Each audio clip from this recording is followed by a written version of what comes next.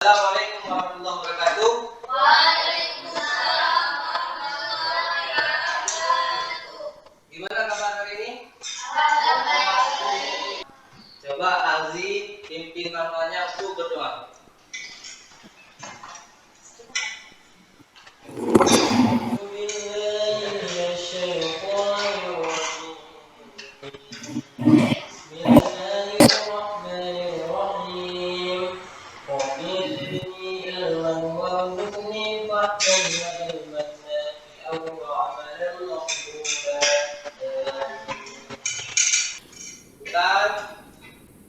Pegang dagu. Luar biasa. Oke. Nah, minggu lalu kita belajar tentang proposal. Mengajukan pengajuan angkat tangan hasil nanti kepada karya ilmiah. Jadi proposal yang kita pelajari minggu lalu itu berkenaan dengan apa yang akan kita ajukan oleh kegiatan, oleh peneliti. Kalau minggu lalu kita fokus terhadap penelitian, maka minggu ini materinya pun masuk ke dalam penelitian. Sekarang kita masuk ke dalam materi kita. Nah, karya ilmiah yang terbayangkan itu apa?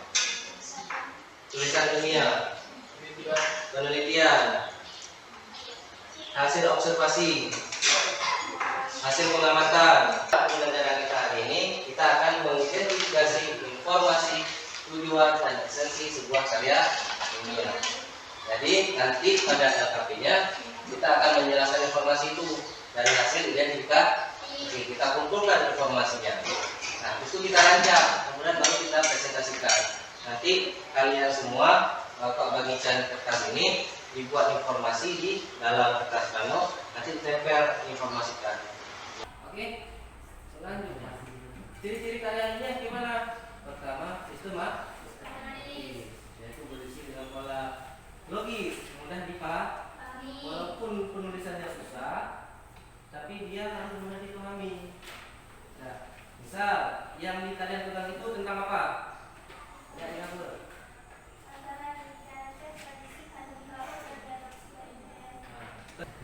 Kemudian objektif, terdapat objek yang diteliti. Apa yang diteliti? Nggak tahu. Kamu? Harus ada. Tadi yang di objeknya apa? Laut dan gorila. Kemudian faktual, berdasarkan fakta dan dapat dipertanggungjawabkan. Oke? Tujuannya apa?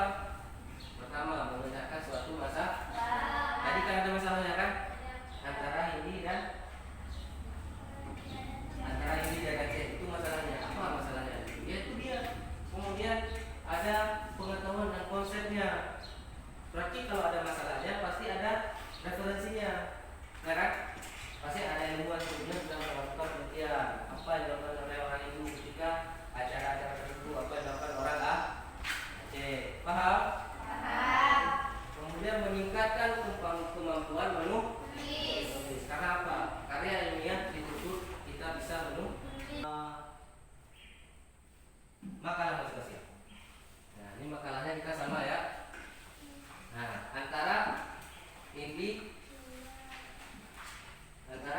Hindi dan Aceh, tradisi dan laut. Nah, ini akan menjadi objek dari tugas kita hari ini. Apa tugasnya?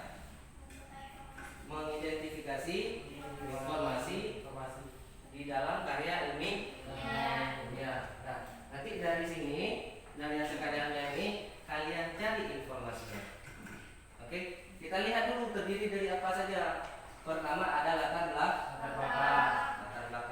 Setelah latar belakang, ini lihat ada nomornya. Ini nomor 1 ya. Ingat ya. Nah, habis latar belakang, di dalam latar belakang ada apa? Tujuan ilmiah. Itu setelah di dalam latar belakang ada apa?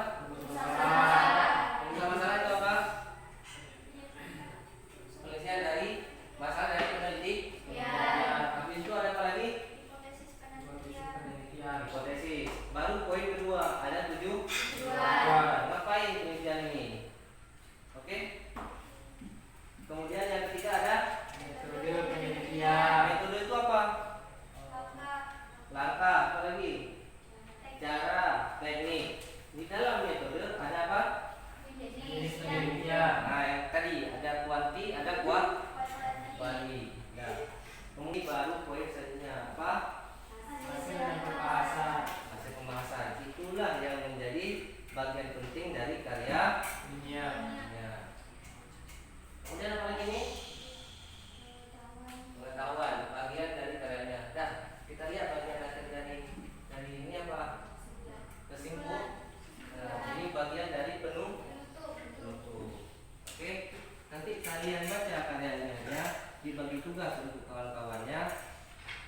informasi.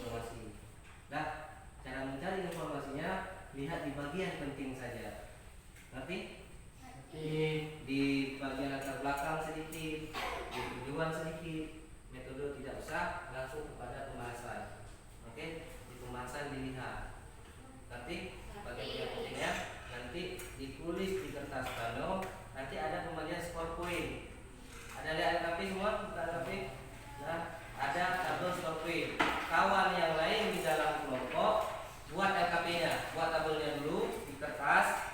Nah, nanti ketika ada kawan yang tampil presentasi, si kawan yang lain, kelompok yang lain memberi.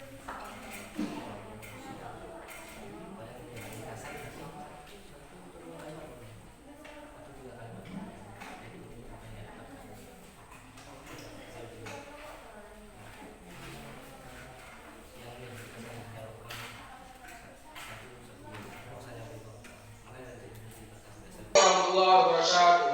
Waalaikumsalam warahmatullahi wabarakatuh.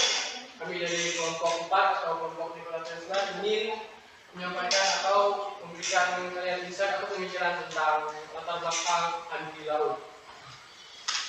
Dari semua atau yang sudah kami jabarkan di sini ada beberapa poin seperti latar belakang, tujuan, kemudian ada pembahasan. Nah, yang pertama kita akan bahas tentang latar belakang. Aceh merupakan provinsi paling barat Republik Indonesia yang terletak di ujung Pulau Sumatera, dihimpit oleh Lautan Hindia dan Selat Malaka. Salah satu budaya tradisional Aceh adalah kanduri laut. Kanduri laut biasanya dilakukan untuk mengapresiasikan rasa syukur kita kepada Allah atas hasil yang kita dapat.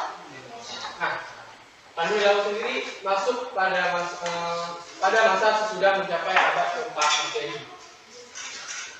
Kemudian tujuan. Yang pertama, untuk mengidentifikasi bagaimana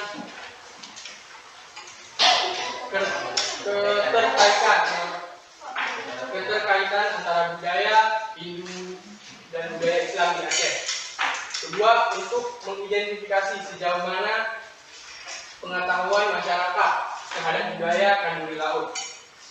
Kemudian yang ketiga, kita masuk ke dalam pembahasan.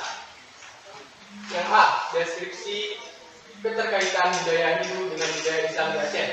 Keterkaitan budaya Hindu dan budaya Islam di Aceh sendiri menurut penelitian dan hasil observasi dan wawancara dengan masyarakat dan tokoh adat. Kemudian yang B adalah pengetahuan masyarakat terhadap budaya kanduri laut. Pertama, bentuk pelaksanaan budaya kanduri laut. Bentuk pelaksanaan kanduri laut biasanya masyarakat pada sebuah desa mempersiapkan bahan makanan yang akan dimakan di pantai. Kedua, manfaat kanduri laut. Nah, adalah bentuk melestarikannya budaya peninggalan moyang masyarakat Aceh. Sekalipun terjadi ini dianggap turunan dari budaya Hindu. Kemudian ada fungsi dari kanduri laut. Nah, masyarakat menganggap kanduri laut itu penting karena bisa mencegah bencana dan bala. Sekian dari kelompok 4. Jika ada pertanyaan itu silakan untuk bertanya.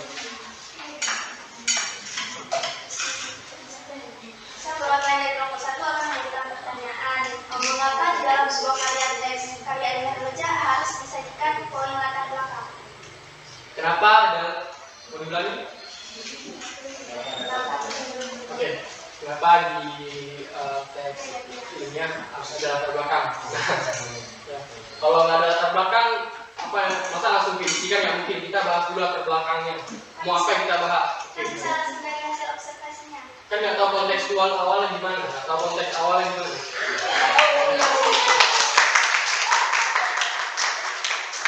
Sebelumnya ada konteks dulu, situasi ya. Apa yang berarti latar belakang itu konteks dari penelitian, berarti situasi, gambaran Oke, ayo pas. Mulai dari dulu. Sekian dari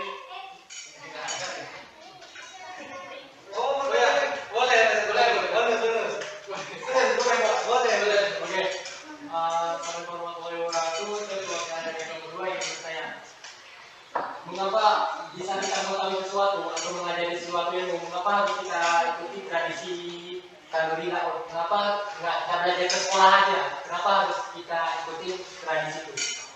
Kan bisa juga belajar di sekolah. Tanuri Laut bukan pelajaran sekolah. Maksudnya itu kan merupakan salah satu Ini budaya. ya budaya turun-temurun dari nenek. Bukannya itu kewajiban kita sebagai pelajar untuk mengetahuinya, untuk mempelajarinya. Itu kan kewajiban dari pihak sekolah. Nggak ada di kurikulum.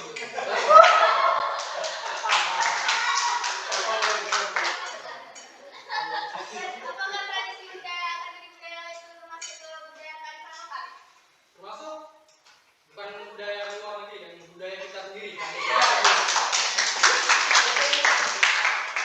Bagaimana kalau kita kan tradisi turun temurun? Bagaimana kalau kita itu nggak mengikuti? Kenapa kita mengikuti? Berarti kita ikuti budaya barat. Bukan, misalnya Oke. ada bertanikannya. Oh, ada bertanikannya. Apa yang akan terjadi? Bukan nanti maka akan bilang. Ingat.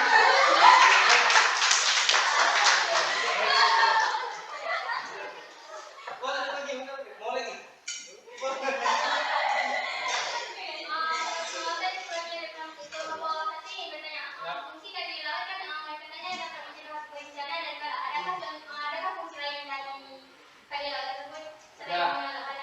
Silaturahmi. Jadi kebersamaan, berkumpul keluarga.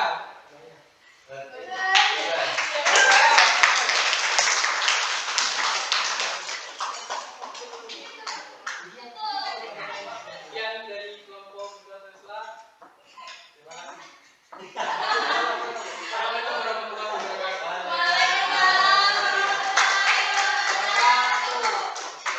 Berarti satu orang siapa yang mau memberi kesimpulan? Biasanya silakan.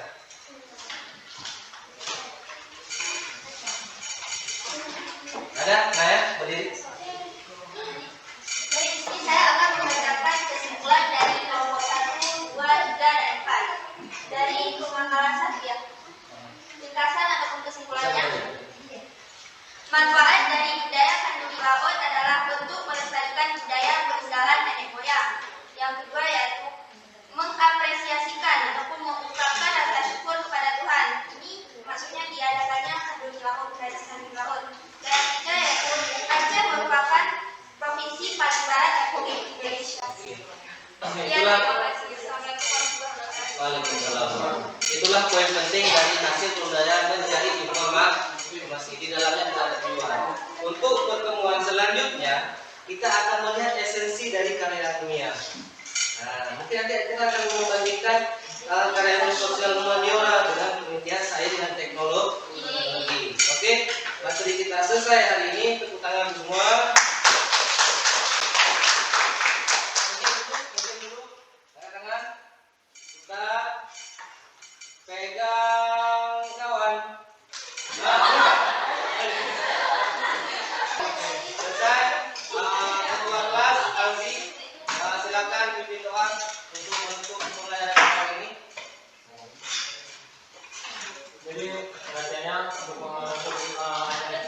pelajaran hari ini, mari kita berdoa bersama-sama.